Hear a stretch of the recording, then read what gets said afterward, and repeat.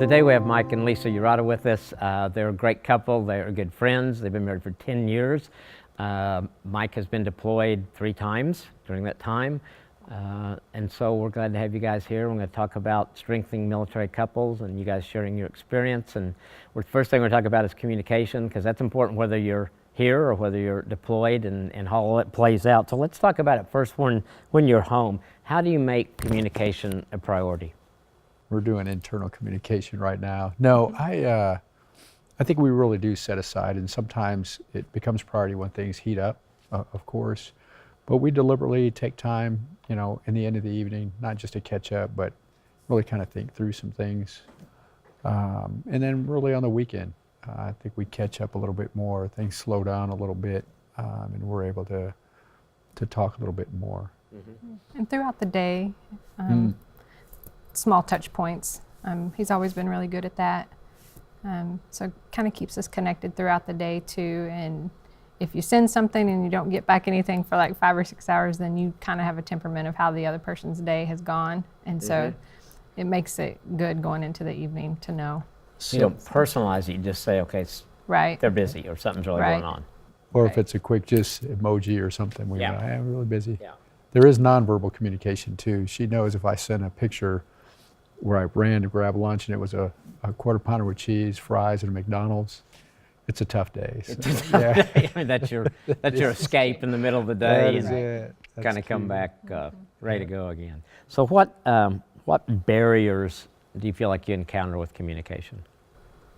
While he's home, or? Yes, when you're home. I'd say timing.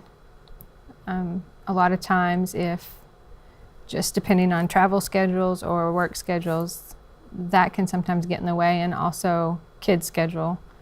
If I'm running taxi to take Nate to and from, sometimes that can get in the way of us really connecting because we're passing each other so much in the midst of that. So I think that is definitely one of the barriers.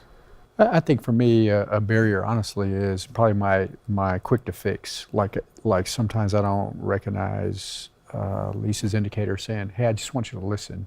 And she'll say something, I'm ready to provide solutions, recommendations, let's go, let's knock this out. And so I think that's a barrier for me that I continuously try and be conscious about. Hey, does she want me to listen, or are we in this together to try and work it out? So how do you know?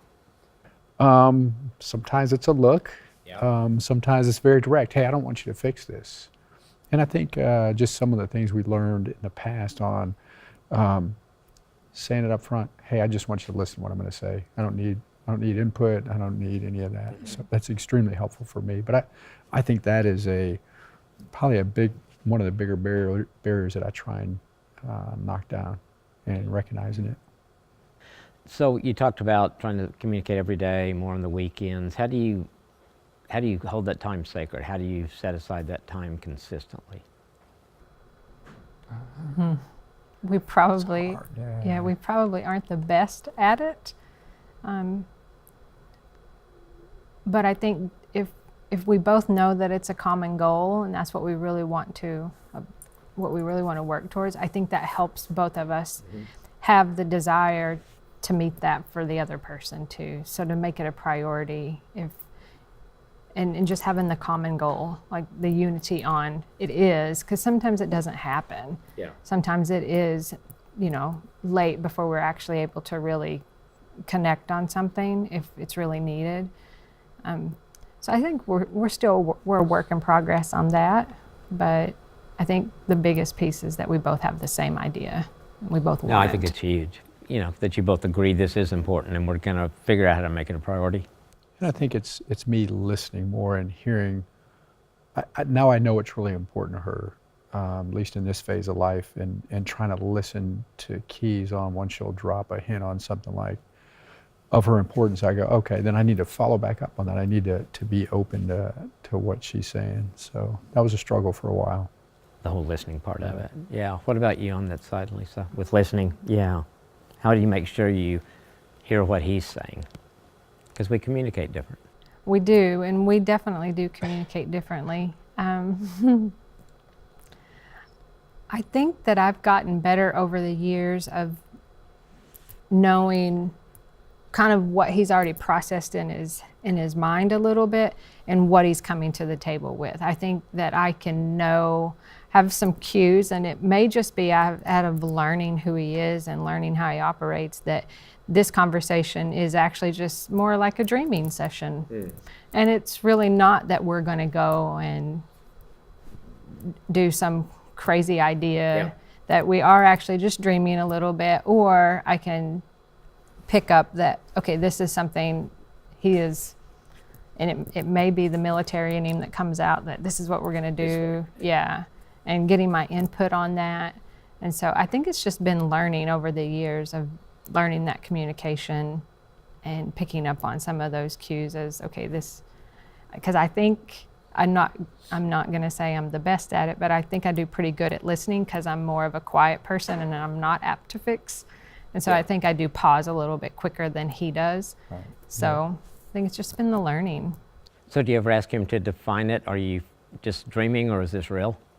I think I probably have more times than not tried to say, what are you really thinking here? So you don't start packing for a trip to Packing Hawaii or something? or cleaning out the car because he's going to buy a new one, Right. you know, because that's Got it. real. Because if he's just looking at a car, I don't know. Yeah. He could actually be ready to He buy could be it. ready It to could buy be it. in the process. So Yeah. So just overall in communication for you guys on a 1 to 10, how important is communication for you guys in your marriage? 10 plus. I mean, it's probably, second to really spiritual communication. I think just the overall, it's critical. Yeah. Yeah. Yeah, got to have it.